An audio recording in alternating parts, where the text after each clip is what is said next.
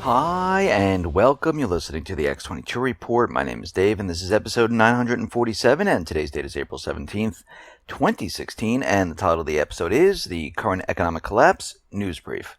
Let's get right into the economic collapse news. Now, at this point, everyone is starting to realize that the Fed, it does not work for the people. It works for themselves, it works for profit, it works for debt, it works for control of the people. And it seems like the Federal Reserve in Dallas may be involved in some unethical activities in regards to banks. Now, this shouldn't come as a surprise to anyone that the Fed works with the banking system works with the Fed to help each other out and not help the people whatsoever. But the story began back in January when the website Zero Hedge, which I know many of you know what Zero Hedge is, tweeted out an interesting note that they heard that the Houston office of the Dallas Fed met with some banks to push them on their dealings with energy industry. And the Dallas Fed had met with these banks and advised them to cover up major energy-related losses. Now, the Dallas Fed refused to comment on the story. They rejected all of this. They said, no, this is not true whatsoever. And a couple of days later, the story went all over the internet, and the corporate media at this point had no choice but to start looking into it because it was gaining traction. And it looks like the Wall Street Journal, Bloomberg, started to look into it, and everything that Zero Hedge has said has come true. And we can see right now that the Fed is manipulating banks, manipulating information on the bank's balance sheet, manipulating pretty much everything. Now, if we bring that all the way up to the Federal Reserve, to the central banking system, they've been doing this for a long time because we see now that they've been manipulating LIBOR, they've been manipulating gold and silver, which has just come out, and they pretty much manipulate everything. Everything is a product of the central bank. All the manipulation, the illusion, the bubbles. And this is why it's time to end the Fed. It does not serve the interest of the people. It serves themselves. And we could see right now that they need to do this because their system that they depend on, that brings them a huge amount of wealth, is falling apart. And this is why we see all across the world they're implementing 0% interest rate, negative rates, and of course the IMF is trying to convince everyone that negative interest rates is good for them. And whenever these people, government officials, bankers, central bankers come out and tell us that this is good for you, we know it's the opposite. But we see Denmark, Belgium, and now the Netherlands, they're pushing negative mortgage rates, and it is spreading across Europe right now because this is their only alternative at this point.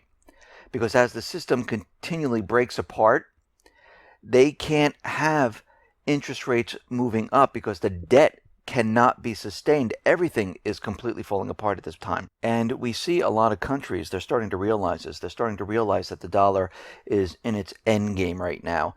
And we see China right now making bilateral trade agreements with many, many different countries. We see the yuan becoming a reserve currency. The yuan's going to be backed by gold. We see Hungary, they announced that they're going to be the first Eastern European country to issue a yuan-denominated sovereign bond. We also see South Korea doing this. We see Nigeria, which last week also said they're going to do the same exact thing. And this is starting to spread amongst countries because they're starting to realize that we need to get away from the dollar.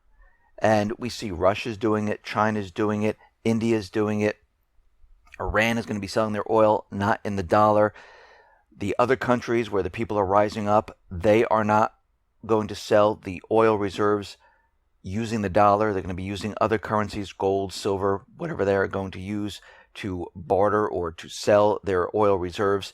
And this is really starting to spread all over the world at this point because we realize that the dollar is coming to an end, and the central bankers, the U.S. government, know this at this point. Now, we talk about Obamacare quite a bit, and companies now are looking at Obamacare, and a lot of them, we saw United Healthcare saying, something we're going to need to get out of this. And we're seeing a lot more companies saying that they might be ditching their participation in the marketplace, and they're going to have to increase prices dramatically, because what they're seeing right now is that Obamacare, once this was implemented, they are losing a lot of money rapidly. And this is a huge problem. And we're starting to see that insurance companies are saying, we might have to invoke that bailout clause because this is not working out. And a lot of people are not joining up to Obamacare. It is way too expensive. The premiums are skyrocketing, and they're looking at another increase and also raising the deductibles once again. The CEO of insurance provider Aetna continues to have serious concerns about the sustainability of the public exchanges.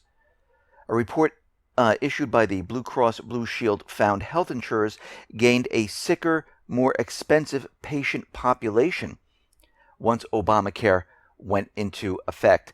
And what we're seeing at this point is that Obamacare is a complete disaster. It was never created for the people. It was never created as a benefit for the people. It was created as a revenue system to bring in tax dollars into the government, to bring in revenue into the insurance companies. And if you look how this whole thing was structured, they structured it where the people would get the least amount of benefit and the people would have to pay the most into Obamacare. And the insurance companies protected themselves by having a bailout clause if it didn't work out. And this is how we can see that this was never meant for the people, because as soon as it was created and they said, oh yes, people have to start signing up, we saw Congress, Obama, the staffers, all exempt from Obamacare. Now, if it's so incredibly great, they should have been the first ones to say, listen, I'm signing up. But guess what? It didn't happen. Now, we understand that the FBI, they were pushing for months with this lawsuit against Apple to get the encryption keys so they can get into the San Bernardino's iPhone, which was a work phone, by the way. So they finally dropped the case against Apple. They hacked into the phone using an Israeli company. And of course, John McAfee already proved that it's very easy to hack into the phone once you have the physical device. So they hacked into the phone, and you know what they found so far? After 2 weeks of searching through it? Absolutely nothing. Because we understand that this operation was a complete false flag operation. And we knew that these two people had nothing to do with it. They were the patsies. And this was a work phone. And if they can't find anything within the last 2 weeks, I mean, how much data do you think is on this phone? I mean, the iPhones either come as, 8 gig, I think this was a 5C, an 8 gig, 16 gig, or 32 gig. There's not that much information on the phone in the first place, because most of it is the operating system. A lot of it is probably pictures or music, and then you have the rest of the space. So there's really not that much information they really have to go through. So if they haven't found anything right now, they're never going to find anything, unless they make something up and they say, oh yes, this was on here. But at this point, it looks like it's a dead end, which we all knew from the beginning, because we knew their agenda was to get the keys to the kingdom to access all encryption. That was their agenda. Now, out in Syria, we see the parliamentary elections. Their turnout was above 57%, which is very good in a war-torn country. And we see right now that the Syrian opposition, they are rejecting the offer over a transitional period, because what the offer is from Assad's government is that Assad's going to stay in power, and during the transitional period, the opposition would choose 3 vice presidents. And the opposition said, absolutely not. We're not going to do this at all, because we want Assad removed. We're not going to wait, 18 months for the elections to come up to vote Assad in or out of power. This is not going to work for us. So the opposition right now is saying that even though we have a ceasefire and peace talks right now, we might start attacking Assad's forces. So basically, it looks like they're going to be breaking the ceasefire if they go ahead and do this. But what's very interesting about the statements from Mohammed Aloush, who is the opposition leader, he is saying that Assad is going to leave office in 4 months.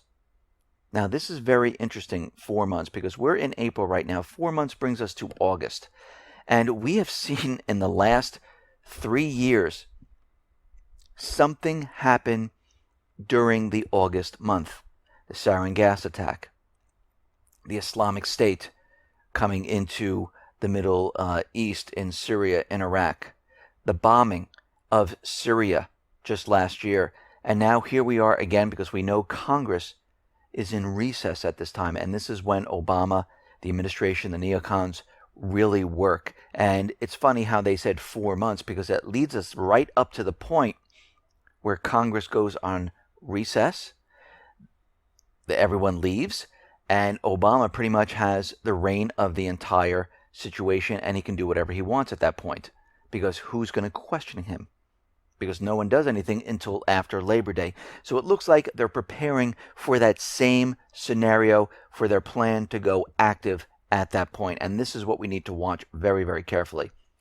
Now, we see it's all over the internet, all over the corporate media, that Congress is trying to push a bill before the Senate, and it's to clarify that the immunity enjoyed by foreign nationals should not be applicable to cases where a nation is found responsible for a terrorist attack on American soil.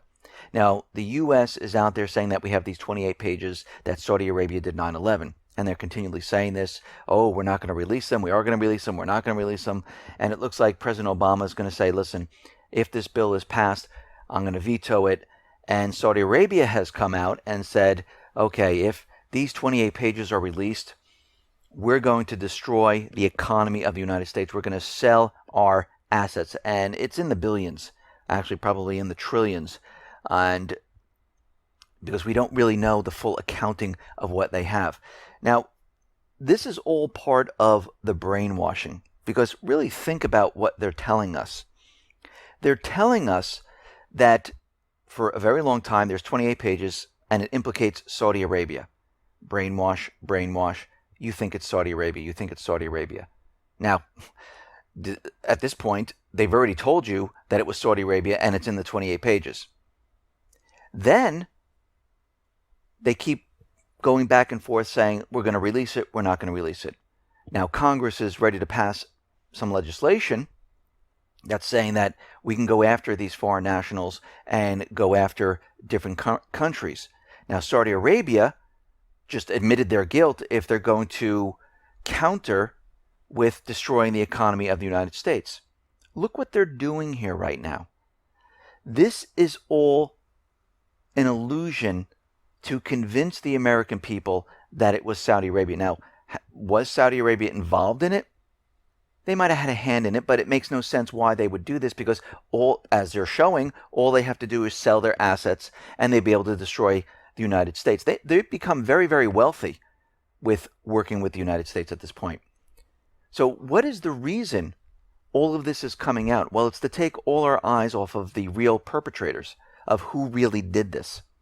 Because if you think about it, if this goes forward and Congress passes the legislation, the investigation is going to lead to places where the U.S. government doesn't want it to go.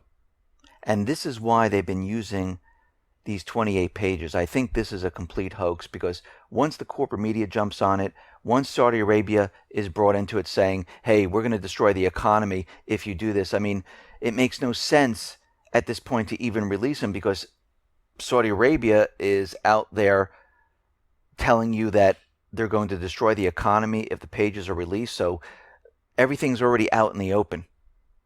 So what are they really afraid of? They're not afraid of releasing the 28 pages. They're afraid of a real investigation, delving into what really happened, who is really responsible, and bringing those individuals to trial. Because if the legislation is passed, they can go after any foreign nation that might have been involved in this. They can go internally and launch an investigation to find out who in the United States was involved in this crime. And we see at this point, this is what they really don't want to happen. And this is why we're seeing the threats. Saudi Arabia was instructed to make this threat, because if this is passed and they have enough votes where the president can't veto this whatsoever, they will use an event to cover this up because they don't want this information coming out. And at this point, the economy might be destroyed at this point. We might see an event to go to war. Anything they possibly can do to take all eyes off of this. Remember, they're always afraid of the threat to their authority, to their power. They don't want that being brought down. So they will use anything they possibly can to cover up what they've done. And we've seen it in the past. I mean, this is nothing new. But I believe these 28 pages, the threat from Saudi Arabia at this time, this is a complete hoax. This is to take all eyes off what's really going on here. And it's being used to protect those who are really responsible for what happened in 9/11.